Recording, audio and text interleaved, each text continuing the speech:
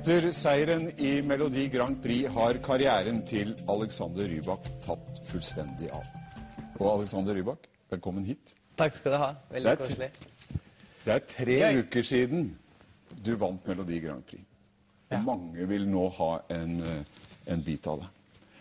Hvordan er det? Det skal absolutt la seg gjøre, det.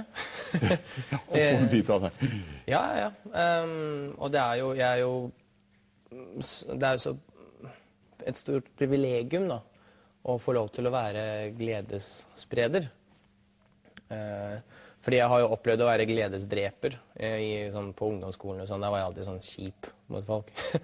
Så nå prøver jeg å gjøre godt igjen. Nå er du gledesspreder. Ja.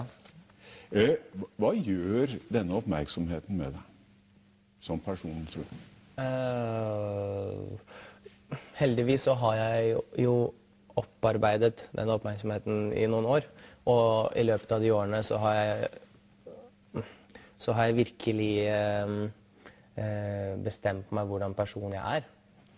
Fordi det er mye lettere å få fram et budskap når man først vet hva budskapet er for noe. Og jeg har bare lyst til å, som sagt, bare være artist midt oppi det her. Det er så mange som spør meg om politikk, og hva synes du om ditten, og hva synes du om datten. Men jeg har mer enn nok meninger når det gjelder musikk, som jeg har lyst til å få fram til Norge. Men du sier, du har bestemt deg for hvem du er. Ja. Hvem er du? Nei, jeg har jo et veldig stort idol, da. Og det er jo en fiktiv person. Det er David Palmer i 24. Har du hørt om den serien? Ja. Har du sett den? Ja, jeg har sett den. Og der er han president. Ok, nå skal ikke jeg drive og skryte på meg en rolle her, men han er president. Så har han mange rådgivere. Noen ønsker han godt, andre ønsker han vondt. Men alle er rådgivere, og han samler sammen alle de tingene. Og så gjør han opp meninger, og så bestemmer han seg for noe. Og sånn føler jeg at sånn har jeg også lyst til å operere. Jeg har jobbet alt for mye for at andre folk skal være kreative på mine vegne. Det er én person i verden som får lov til å være kreativ, og det er, altså på mine vegne. Hvem er det? Ja, og det er Per Sundnes. Han er den eneste som virkelig har skjønt meg. Han har latt meg få kontakt med verdens beste management. Det mener jeg virkelig. De er helt fantastiske.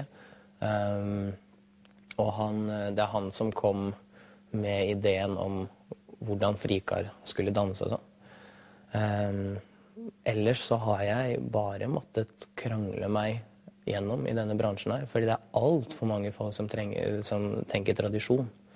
Hver gang jeg fikk lov til å spille konsert på Baratue, så sa jeg, ok, men da skal det være sånn og sånn og sånn og sånn. Men de sa, nei, det går ikke, fordi det er jo ikke sånn det gjøres. Jeg ba, jo, fra nå av er det sånn det gjøres. Og så er det applaus, ikke sant, og tenker, wow, at du tenkte det, så bra. Men neste gang jeg prøver med en idé, så sier folk at, ja, nei, men det er ikke sånn. Og så folk glemmer suksessen min med en gang. Med en gang jeg kommer med en ny idé, så tenker folk, nei, er det så lurt da? Ja, men vær så snill. Jeg har til og med noe å vise til.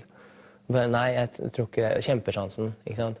Nei, Alexander, syng. Nå er du heldig å komme på TV. Syng en sang folk vet om. Ikke syng din egen sang. Jo, men det er storband. Det er ikke så mange som har sansen for storband. Jo, hør på meg. Jeg har en idé. Du må stole på meg. Ikke sant? Alle var imot meg. Men jeg gadd ikke å høre på dem, fordi tradisjoner er noe av det grusomste som finnes. Stryk den. Det finnes mange fine tradisjoner. Men tradisjonene, det er de som har jobbet mot meg her i livet. Ikke sant? Og Kjempesjansen, jeg vant Kjempesjansen med en helt ny sang, storbandsang. Og alle klappet, ja, genistrek. Med en gang jeg gjorde noe annet, skal jeg melde meg på Grand Prix.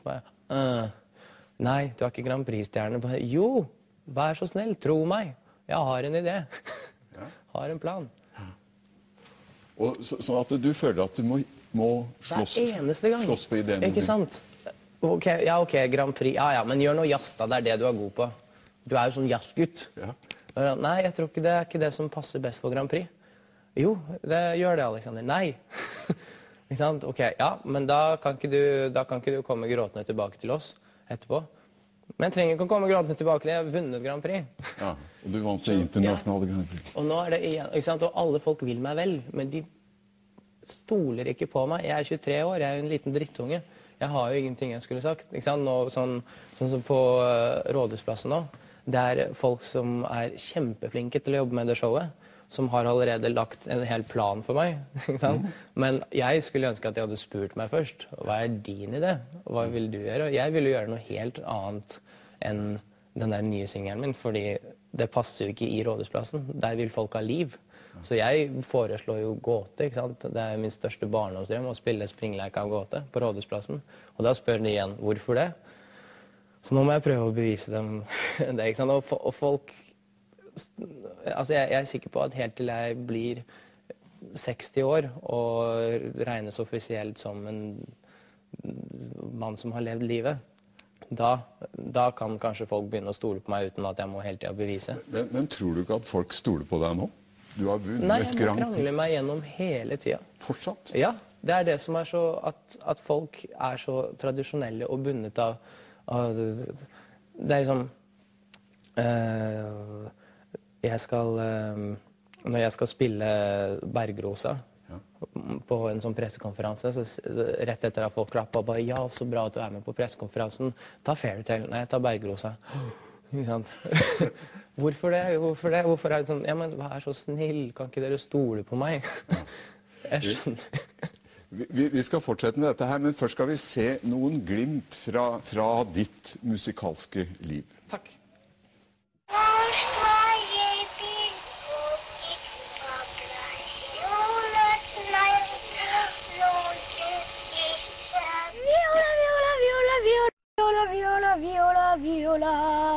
Never know how much I love you. I never know how much I care.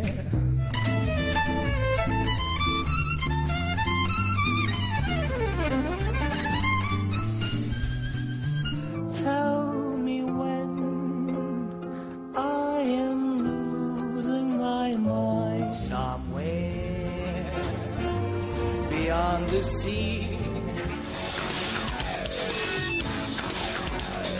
Fairytale skal til Oslo Spektrum. Velkommen til finalen i Melodi Grand Prix.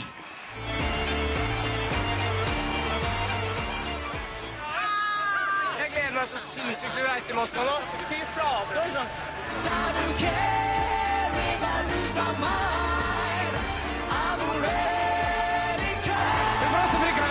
Спасибо. You deserve it. You deserve it.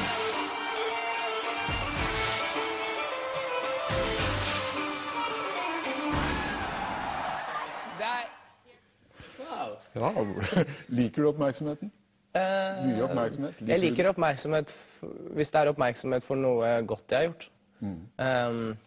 Men jeg liker å ha kommunikasjon med folk. Og jeg blir alltid litt sånn stresset når jeg vet at jeg skal på et sted hvor sånn som Gardermoen da, jeg visste virkelig ikke, jeg mener det, jeg visste virkelig ikke at det kom så mange.